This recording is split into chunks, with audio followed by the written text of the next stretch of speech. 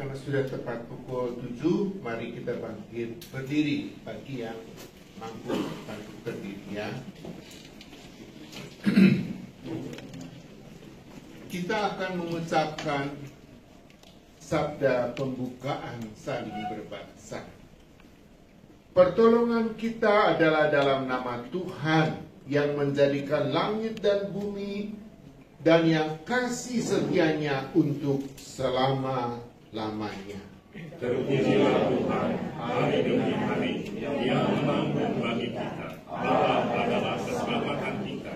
Saudara-saudara, kita layak untuk selalu menaikkan segala puji bagi Tuhan yang kasih-Nya tidak berubah oleh apapun yang kita alami. Dalam suka, dalam duka, Allah mengasihi kita dengan kasih-Nya yang kekal. Karena itu, mari kita tetap memuji Tuhan dalam duka cita kita sekalipun. Nyanyikan nyanyian nomor 26 di bagian belakang buku ini. Nyanyian nomor 26 halaman 36. Setiamu Tuhanku, tidak ada taranya.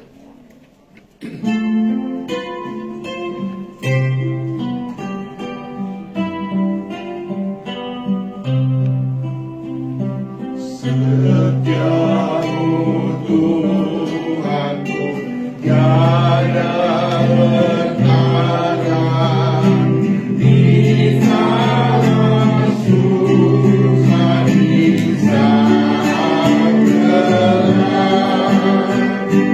Kasih-Mu Allahku tidak berubah. Allah berlindung abadi bertahan. Setiamu Tuhanku, mengaruh hatiku. Setiap hari bersama jelas, yang ku perlukan tetap Kau berikan. Sehingga aku pun puas lelah.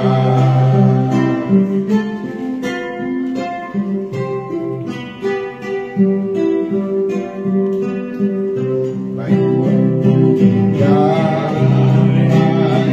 yang Kau beri dan pengampunan dan rasa wajib-Mu hilang lenyap. Karena Ku tahu pada masa mendatang Tuhan memenuhi terang dan jelas. Setiamu Tuhanku, mengaruh hatiku. Setiap hari bertambah jelas, yang ku perlukan tetap Kau berikan. Sehingga aku pun puas lelah. Silakan duduk, saudara. Sekarang saya undang kita untuk membuka halaman 17 di depan. Di bagian bawah halaman ini ada kutipan Mazmur 62 ayat 6 sampai 9. Kita akan membacanya saling berbalasan dan menjadikan Mazmur ini Mazmur kita. Hanya pada Allah saja kiranya aku tenang.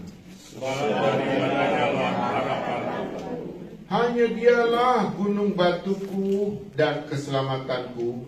Kota bentengku, aku tidak akan goyah. Pada Allah ada keselamatanku dan kemuliaanku. Gunung batu kekuatanku, tempat perlindunganku, ialah Allah. Percayalah kepadanya setiap waktu, hai umat. Curahkanlah isi hatimu di hadapannya. Allah ialah tempat perlindungan kita. Mari sekarang kita persiapkan diri kita untuk mendengarkan penghiburan dari firman Tuhan. Kita nyanyikan nyanyian nomor 57.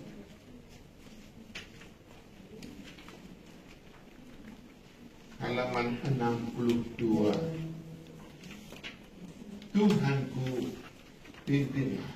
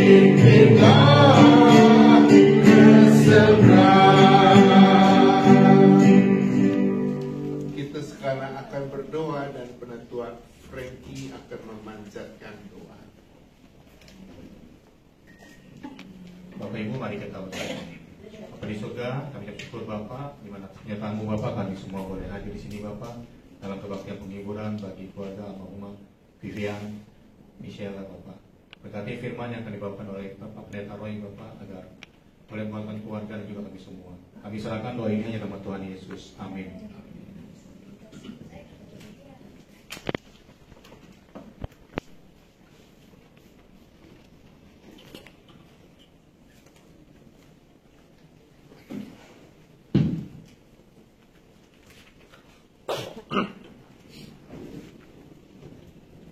Saudara-saudara yang dikasihi Tuhan, teristimewa seluruh anggota keluarga almarhumah Vivian Michaela Lee, secara khusus untuk Pak Andre, Bu Vina, dan cicitnya Vivian, Naomi, tapi juga buat omahnya Vivian, Ibu Linda, dan opahnya Vivian, Pak Antonius, serta seluruh sanak keluarga yang dalam duka cita.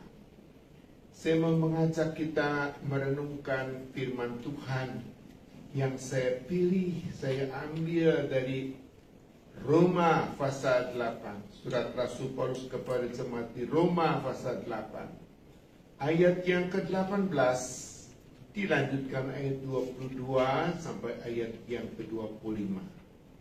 Dalam bagian ini firman Tuhan melalui Rasul Paulus berkata demikian. Sebab aku yakin bahwa penderitaan zaman sekarang ini tidak dapat dibandingkan dengan kemuliaan yang akan dinyatakan kepada kita. Ayat 22, sebab kita tahu bahwa sampai sekarang segala ciptaan sama-sama mengeluh, sama-sama merasa sakit bersalin. Bukan hanya mereka saja, tetapi kita yang telah menerima karunia sulung roh, kita juga mengeluh dalam hati kita sambil menantikan pengangkatan sebagai anak, yaitu pembebasan tubuh kita. Sebab kita diselamatkan dalam pengharapan. Namun pengharapan yang dilihat bukan pengharapan lagi. Sebab bagaimana orang masih mengharapkan apa yang dilihatnya. Namun jika kita mengharapkan apa yang tidak kita lihat, kita menantikannya dengan takut. Saudara-saudara yang dikasihi Tuhan, kalau kita kenal Vivian dan kenal sakitnya Vivian, bahwa ia menderita leukemia, kanker darah, dan dia sudah mengalaminya sejak SD kelas 3 dan terus berlanjut sampai Tuhan memanggil Vivian dalam usia 14 tahun. Kita pasti bisa membayangkan bagaimana penderitaan Vivian. SD kelas 3 saja dia terpaksa tidak bisa lanjutkan di sekolah. Jadi SD kelas 4 saya dengar dia mulai homeschooling. Sebab pada saat yang sama dia harus rutin di kemo dan mengalami macam-macam pengobatan ya untuk pemulihannya. Tapi kita tahu bahwa Senin yang lalu sekitar pukul 5 sore hari Tuhan akhirnya memanggil Vivian dari tengah keluarganya dan dari tengah kehidupan kita semua. Ada yang percaya sama Tuhan, apapun agamanya, dan kita suka bertanya, biarpun kita tahu Tuhan itu penuh kasih, kasihnya kekal, tapi mengapa Dia biarkan di dalam hidup ini ada penderitaan, ya? Sebab kalau kita sendiri mengalami penderitaan yang berat seperti dialami oleh Vivian, kita bisa bertanya, kalau Tuhan itu penuh kasih, kenapa biarin kita menderita?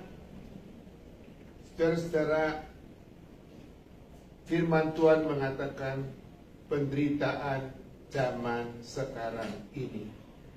Artinya, kalau Tuhan adil, jangan ada yang berharap di dalam hidup sekarang ini kita ada yang tidak ngalamin penderitaan. Tidak ada. Kalau ada yang gitu, Tuhan tidak adil.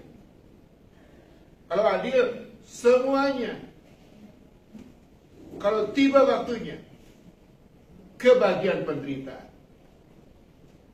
Gak peduli dia biku, gak peduli dia pendeta, gak peduli dia orang baik, gak peduli dia orang jahat, orang kaya, orang miskin. Kalau tiba waktunya, gak peduli orang tua, orang muda seperti Vivian.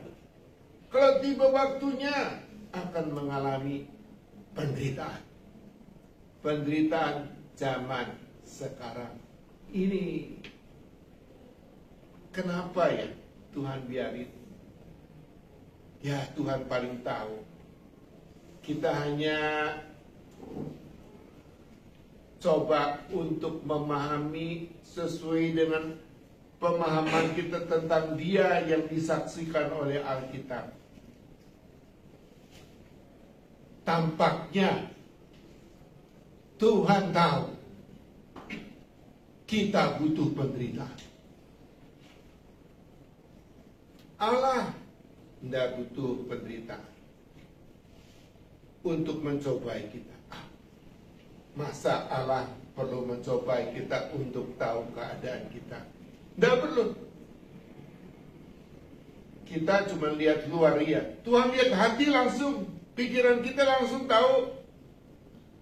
Kalau pikiran kita jahat sama Tuhan, benci Tuhan, nggak perlu dicobai, dites untuk tahu bahwa otak kita jahat, hati kita baik. Dia sudah tahu. Hati kita baik, pikiran kita baik, nggak perlu dicobai, tahu. Ya. Jadi pemikiran kita suka mengatakan saya ini dicobai sama Tuhan, itu salah. Itu menyamakan Allah dengan kita manusia. Apalagi kalau guru pengen tahu anaknya pinter atau bodoh, dikasih ulangan, dikasih tes. Nah itu manusia. Ya, Tuhan nggak perlu langsung tahu kamu pinter, kamu bodoh. Ya, bisa tahu. Ya. Jadi kalau gitu penderitaan, siapa yang butuh? Kita. Kenapa coba kita butuh penderitaan? Padahal kita nggak suka, nggak ada satu yang suka. Siapa yang suka? Orang yang sehat, akal budinya, jiwanya pasti nggak suka. Sukanya apa? Ya seneng lah, sehat lah, muda terus, gitu ya. Usaha maju terus, kedudukan naik terus, gitu ya. Punya barang-barang makin banyak terus gitu. Tapi baik coba kalau Tuhan bilang, aku tahu kamu pengen semua itu ya. Ya udah, kamu dapetin semua itu. Waduh, sehat terus, senang terus ya, jalan-jalan terus, lancar terus, usaha maju terus, sekolah, waduh naik terus. Ya. Kalau semuanya isinya senang dan punya barang makin lama makin banyak, usaha juga tambah maju terus, karyawan tambah terus, mau tanya aja, kira-kira masih ada nggak sih orang yang ingat Tuhan?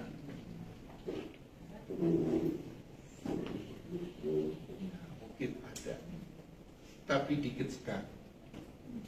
Banyakan lupa Tuhan.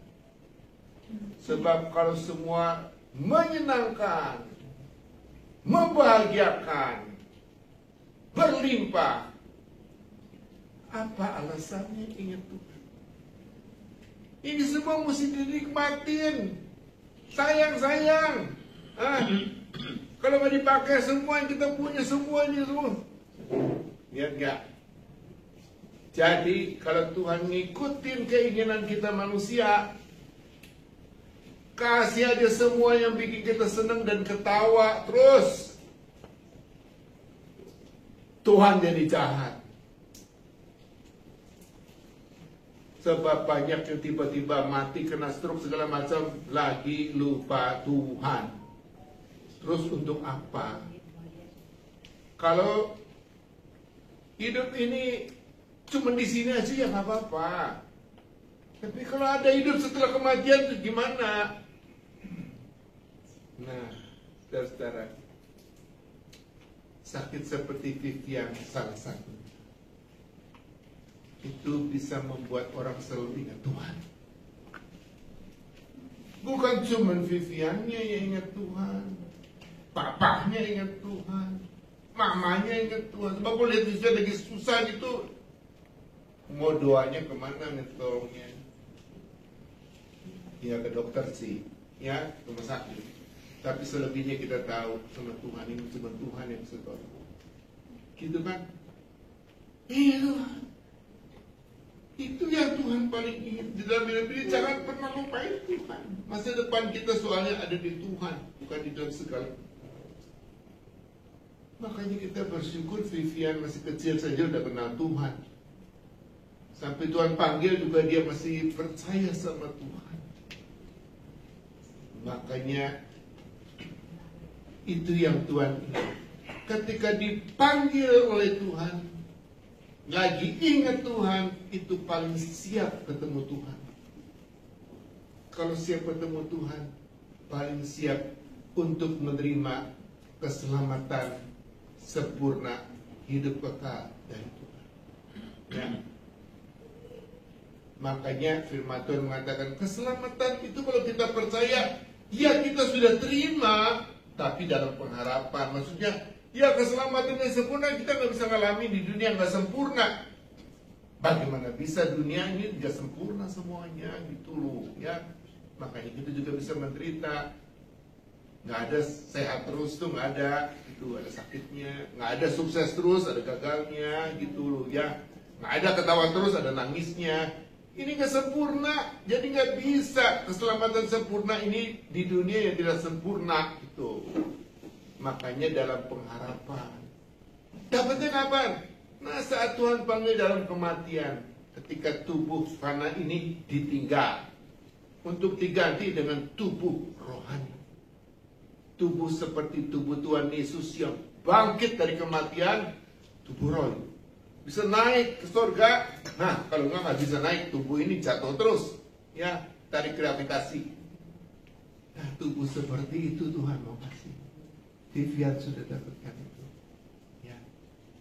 Dan karena itu pasti dia senang sekali, dan senangnya kayak apa? Firman Tuhan bilang gini, penderitaan zaman sekarang ini nggak bisa dibandingkan dengan kemuliaan atau dengan kesukaan, kesenangan yang dinyatakan pada kita. Bayangannya kayak gini, kalau kita bikin lingkaran besar gitu, ya, ini nih kemuliaan dan sukacita bersama Tuhan. Penderitaan kita yang pernah kita alami segimana? Kira-kira setitik aja dokter, gitu. Hampir nggak kelihatan.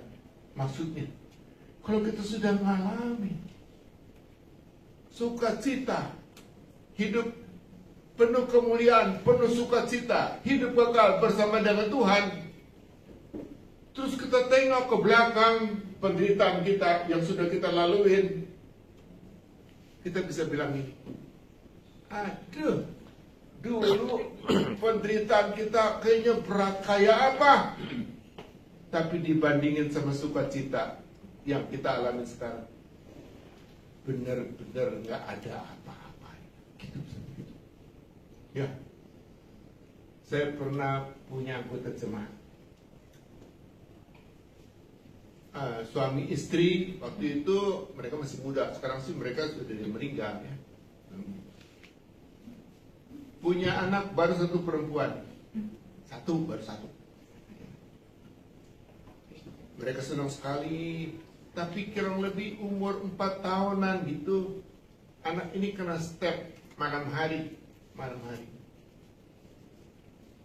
Suami istri ini coba berusaha dulu, sampai ini kok makin panas ya, makin berat nih. Jadi akhirnya mereka cari dokter tengah malam, di perjalanan meninggal. Waduh, sedih sekali, ini anak pertama perempuan. Ya, jadi yang paling sedih itu istri, karena nyalahin diri sendiri. Terlambat gak bawa langsung anaknya, jadi anaknya mati. Jadi dalam sedih ketika mau dikubur, anak yang perempuan ini dikasih pakaian yang paling disukai, pakaian kayak pengantin putih bajunya gitu ya. Dan setelah dikubur, ibunya ini terus-menerus nangis dan doa sama Tuhan. Bilang doanya gini sederhana, tolong Tuhan, kasih saya sekali mimpi ketemu anak saya. Saya cuma mau minta maaf, Mami lambat-lambat bawa kamu ke dokter, jadi kamu mati. Kami mau minta maaf. Saya mau minta maaf Tuhan. Itu doanya. Seminggu doa, nggak dapat mimpi. Berminggu-minggu nggak dapat. Sebulan nggak dapat juga. Berbulan-bulan gak dapat juga mimpi itu. Tapi dia tekun. Karena sedih terus, doa terus. Suaminya semana masih lebih kuat ya. Berbulan-bulan lewat, setahun lewat, dapat mimpi. Waktu mimpi dia lihat anaknya masih pakai pakaiannya waktu di peti mati. Baju kesukaannya seperti pengantin putih. Terus datang ketemu mamanya girang sekali. Ya, langsung mau dipeluk. Anaknya malah bilang gini, nyeletuk di mimpi itu. Mami, kenapa sih nangisin saya terus sampai setahun? Mi, lihat saya. Dan lihat memang kelihatan sehat, senang. Terus dia bilang, Mami, saya itu senang lu di sini, Mi. Penuh sukacita sama Tuhan. Mami jangan nangis lagi ya. Gitu loh ya. Sebab saya senang. Kalau saya susah, Mami boleh nangis. Mami kaget. Saking kagetnya bangun dia. Tapi sejak itu dia yakin banget. Tuhan panggil anaknya lebih dulu. Supaya dapat senang, sempurna lebih dulu. Biarpun usia masih muda. Sejak itu dia bisa relain anaknya. Sebab ya ikut aku dapat senang tapi nggak sempurna. Sama Tuhan dapatnya yang sempurna. Ya, dan aku tahu dia juga masih hidup kok. Tungguin saya. Setelah itu Tuhan baik, kasih lagi satu anak laki, anak perempuan. Sekarang udah besar-besar dia menikah. Perempuannya malah tinggal di Kanada. Ya. Saudara-saudara, sama seperti Vivian juga. Tuhan panggil dia lebih dulu supaya penderitaannya cukuplah dari SD kelas 3 ya sampai usia 12. Tuhan bilang cukup adalah cukup. Biar masih muda, kamu dikasih duluan senang sempurna bersama dengan Tuhan. Ya tentu Pak Andre atau Ibu Vina nggak perlu minta ngimpi ketemu sama Vivian, belum tentu dapat soalnya. Cara Tuhan beda-beda satu-satu. Tapi kita yakin, biarpun Ibu Vina minta, Pak Andre minta, atau Naomi minta, tapi nggak dapat, Vivian benar-benar senang. Ya, kesenangan yang nggak bisa dibandingkan dengan penderitaan. Penderitaan sudah bagian dari hidup masa lalu. Sejak hari Senin sore, hidupnya sempurna. Dia pasti ingat mama, ingat papa, ingat cici. Dan senangnya pasti dia ingat. Satu hari biar mama dan papa dan cici mengalami juga seperti saya. Tapi kita mesti sabar. Ya, sebab waktu Tuhan lain-lain untuk setiap orang. Yang penting akhirnya kita ketemu lagi dan hidup kekal bersamanya berselamanya. Dengan ini biar kita dihibur. Mari kita dengarkan pujian dari Pak Yohanes untuk keluarga. Mohon maaf, hari ini paduan suaranya penuh pelayanan yang lain, jadi nggak bisa datang. Jadi Pak Yohanes katanya.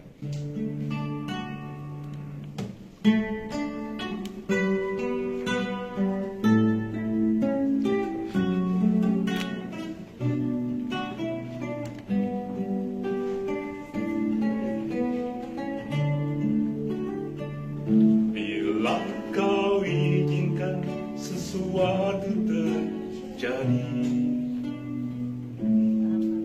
ku percaya semua untuk kebaikanku. Bila nanti telah tiba waktumu, ku percaya kuasa-Mu memulihkan hidupku.